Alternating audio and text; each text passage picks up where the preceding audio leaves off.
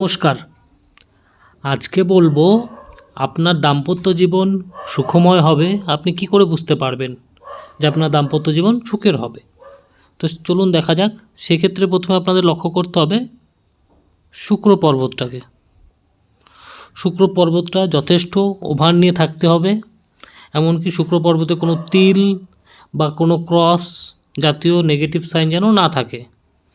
আর শুক্র পর্বতে আপনার এরকম লম্বা লম্বা রেখা থাকতে হবে, ঠিক আছে, প্রথমত। দ্বিতীয়ত হচ্ছে যেটা মেন, সেটা হচ্ছে আপনার গুরু পর্বতে এমন একটা স্বতন্ত্র ক্রস চিহ্ন থাকতে হবে।